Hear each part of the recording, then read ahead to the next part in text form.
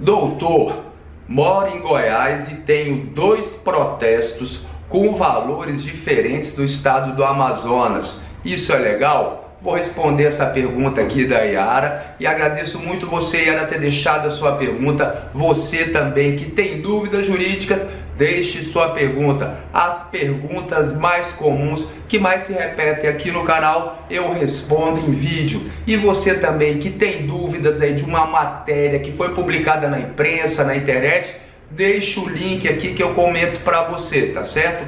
Então vamos lá, respondendo a pergunta da nossa querida ouvinte. Ela mora em Goiás e teve um título protestado no estado do Amazonas. Possivelmente ela caiu no golpe do protesto, tá certo? Então vamos ver. O credor, ele tem o direito de protestar um título em 2 locais diferentes. O local da residência daquele que deve ou do cumprimento da obrigação. Vou te explicar agora de uma forma simples, te dando um exemplo. Veja só, eu vou comprar uma coisa qualquer ali e para isso eu emito um cheque. Cheque é um título e pode ser protestado, tá certo?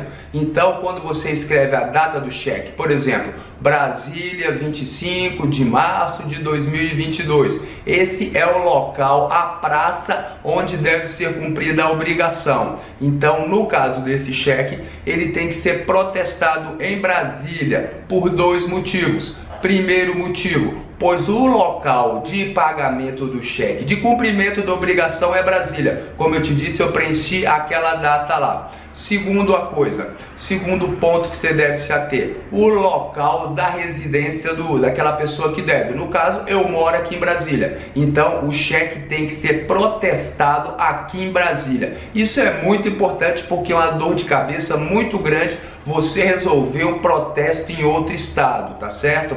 Veja só agora a segunda dúvida muito comum. A pessoa tem que ser notificada do protesto. Por quê? Como é que funciona o protesto? O credor, aquele que eu dei o cheque e não paguei, ele vai levar lá no cartório de protesto. Então o cartório vai entrar em contato com você e vai lhe dar um prazo que de modo geral é de 3 dias para você pagar aquele título lá. Ele notifica você por carta, ele é obrigado a notificar você. Só que o que acontece muitas das vezes? O cartório não notifica a pessoa, não esgota os meios de encontrar aquela pessoa. Muitas das vezes você mora no mesmo local há 10, há 20 anos e você não recebe nenhuma correspondência do cartório. Ele parece que olha para o lado e procura assim, cadê o Ricardo? O Ricardo não está aqui, então eu vou notificar ele por edital publicado na imprensa. Você não fica sabendo do protesto, você não pode ir lá pagar aquele protesto que muitas das vezes você reconhece aquele protesto, você sabe que você deve, você quer resolver e você perdeu a oportunidade.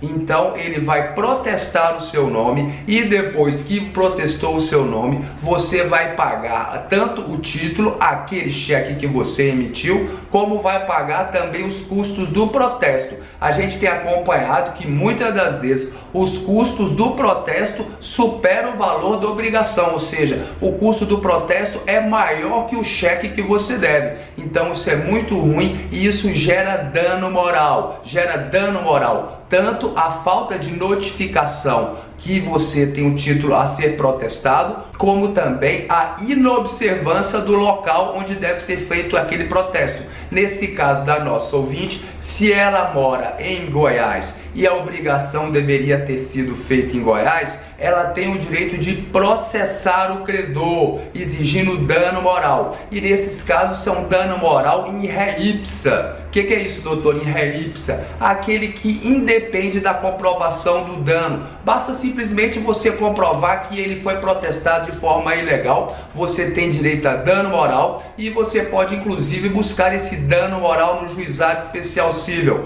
sem advogado e sem gastar nada. E vamos então já ao terceiro ponto, a terceira dúvida muito comum. Quais são as consequências do protesto? Esse protesto feito no cartório.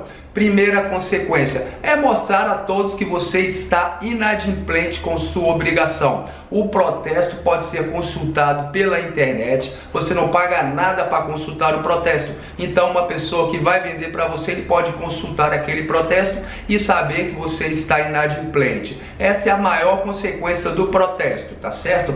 Além disso, você tem que ver também que quando você tem um título protestado, você vai perder o seu crédito. E você precisa ficar ciente também que o protesto não dá início ao processo judicial. Tem muita empresa de cobrança que fala: nós vamos protestar o seu título e você vai perder a sua casa. Não, você não perde sua casa dessa maneira. O título, quando ele é protestado, ele não dá início a um processo judicial, tá certo? Isso é muito importante que você saiba. Por fim, sempre tem aquela dúvida muito grande: quando que o meu nome sai do protesto? Amigo, o seu nome sai do protesto quando você paga a dívida, tá certo? O protesto não impede a prescrição da dívida. Como você sabe, toda dívida prescreve, toda dívida caduca. Uma dívida, por exemplo, de cheque, ela prescreve em 5 anos. 5 anos contados do primeiro dia do vencimento do cheque. Você conta 5 anos, a dívida prescreveu. O